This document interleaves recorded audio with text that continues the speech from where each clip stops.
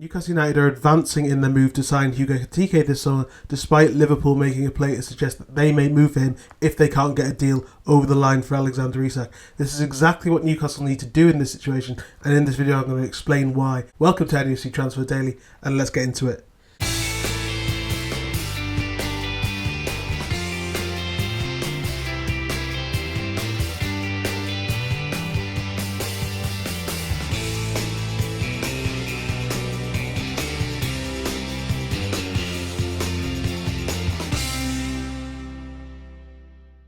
Hello and welcome back to my YouTube channel. This is my third video in just over 24 hours, just showing how much this situation is moving on. But do please like, share and subscribe. Hit the like button on the video if you haven't already. But there's so much news to talk about at the moment. Hugo Ekitike, Sky Germany, Florian Plettenberg is reporting that Newcastle have advanced with their move for Hugo Ekitike and a second bid is likely, and that's a really positive move because I've written a piece for Forbes which I'll link in the description. Also discussed the Isak situation last night on a late bonus episode of NUFC Transfer Daily with Liverpool circling for Ekitike and Newcastle. I said in both of those things that Newcastle needed to stand firm and move forward. Liverpool fans appear to again have taken this as an example of why Newcastle is succession planning for Isak and the move for Isak is more likely.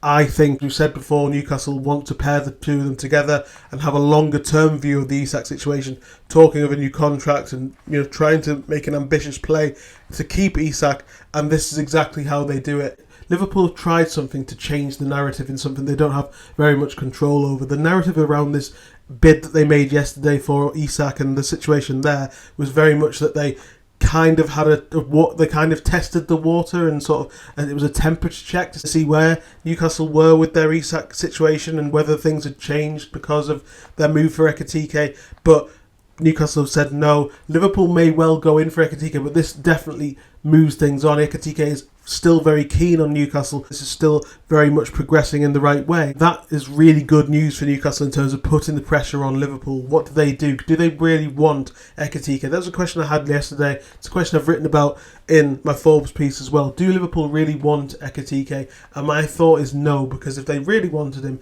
then they would have made more of a play for him than they have at this stage. He's been available all summer. He's the optimum Isak alternative, if you like. He's very much where Isak was 3 years ago in terms of his profile, the fact that he's scored goals in the Bundesliga. He's ready for that next step. He'll cost quite a lot of money, but he isn't yet proven at the very elite level in the way that Isak has become. And that's kind of very much where Liverpool like to make signs. They've gone for very similar profile players that Newcastle have looked for, which is between 21 and 23 years old, ready to make that next step up, has a high ceiling. That's exactly what Ekitike is, but decided that they want to make one last push for Isak. And I think it was really an interesting approach that they took to try and say that they'll go for Ekitike. They're well within their rights to go for Ekitike. They could easily, as I said yesterday, go and get him. I still think it's very much the case that if they turn up in the negotiations that Ekitike might have his head turned, and in that case you've just got to move on. But Newcastle are doing the right thing in pressing on again. This is not an instant replacement for Isak. This is not a contingency plan for this summer. It is, I think, longer term. I think Newcastle have to be clever and have to be smart about what they do in a world where Isak isn't around.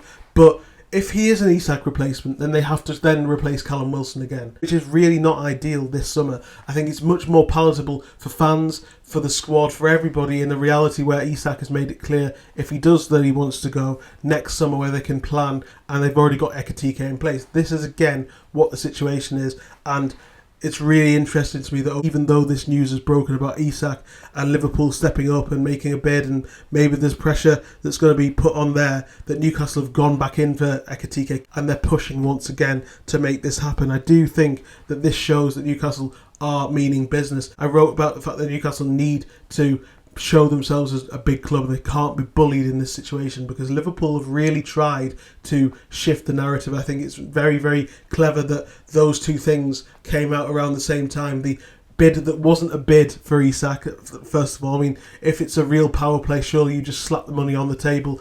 And also, it's really interesting that Ekitike being Newcastle's clearly main target, that Liverpool have said, well, we'll go in for him at the same time.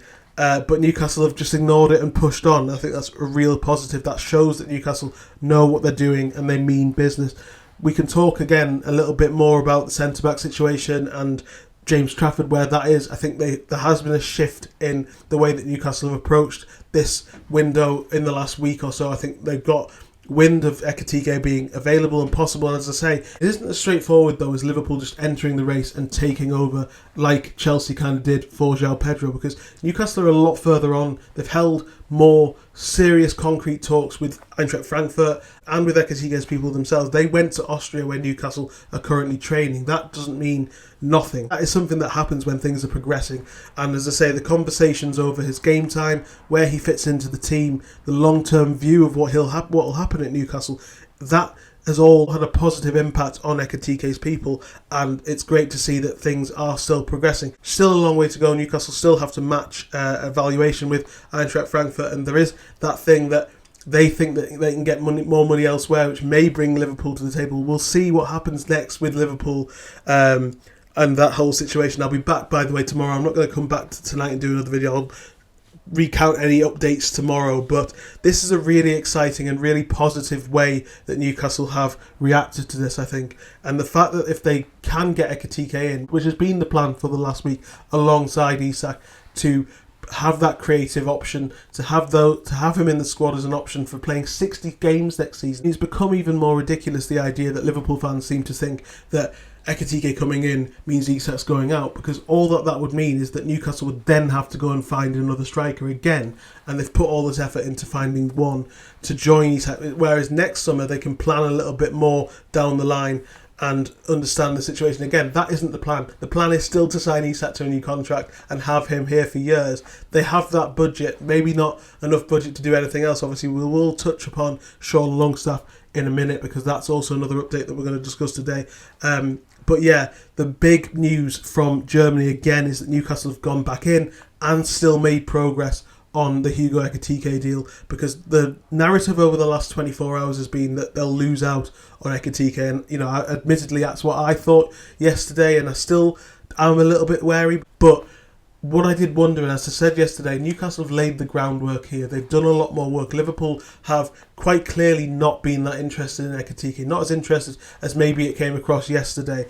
And if they were more interested, they would have made more of a move. They haven't really entered the race, and they haven't really entered the race for Isak either. They're just ploying a lot and seeing where things happen. There hasn't been any big concrete moves. They could happen, they could come, and we'll see what happens with that in terms of what Isak wants to do. But as I said in the videos that we've discussed on Ekitike before, it feels like Ekitike joining would be a real positive in terms of showing Isak what he has at Newcastle, what they are aiming to do. They're really trying to push towards being a title contender in the next couple of years. It isn't a case of just being in the Champions League anymore. As I said on yesterday's first video, they want to compete. They want to be in the Champions League latter stages. They want to be contenders for that competition within the next couple of years in an ideal world. And Ekitike is the sort of player and the sort of signing that makes that happen and convinces other players. Because as I also said in the piece that I wrote for Forbes, if you sell Alexander Isak this summer, what does that say to the rest of the players, the likes of Sandro Tonali or Bruno Guimaraes? Bruno Guimaraes made a big play for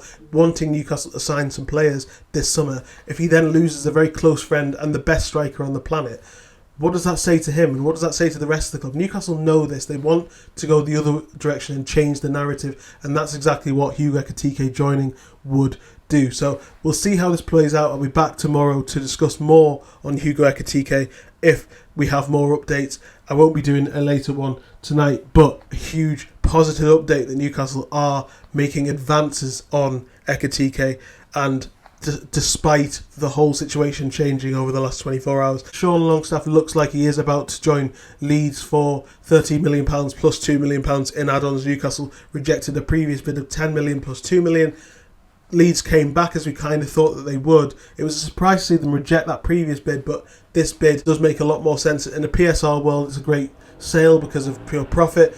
He's a brilliant player, and I'll write a piece on him this week for Forbes to explain why I think he's been such a great servant to Newcastle. And obviously there's the Champions League question mark too, but in terms of a sale that's needed now, and a couple of people have said in the comment section over the last couple of days that a sale of Longstaff for £15 million allows a £50 million defender to come in the first year of that amortised deal to effectively happen because of Longstaff. So it could unlock a lot of doors, but it could also shut some ones in midfield as well, and also the Champions League squad is a question mark that Newcastle have to juggle, but Longstaff is very much on his way to Leeds. It's a shame, but I'll react more to his legacy and what he's done for Newcastle in a written piece for Forbes over the next couple of days.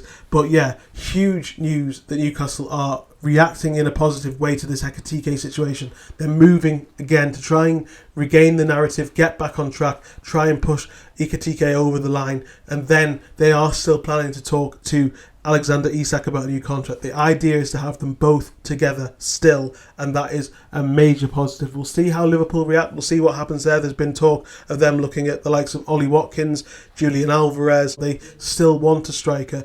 But I was speaking to someone this morning and they said that the striker situation at Liverpool is kind of a free hit because they're in a strong position anyway, and Isak being available, and they're just sort of seeing if that can be done, and the noises coming from Newcastle is still very much no, it can't. And although Isak may be able to change that with his opinion on things, if Newcastle can get Ekitike in, I'm absolutely convinced that will make him more happy to stay and more convinced of the ambition and the project and the way to grow at Newcastle than the current situation is, on top of already signing Antti Elanga, who's his close friend from Sweden. This is really positive news again. It's a fluctuating situation. Obviously, we'll see what Liverpool do, and we'll talk about this more tomorrow as well. But thank you so much for joining me on a slightly later edition of NUFC Transfer Daily. And yeah, we'll be back tomorrow with another one. Catch you then.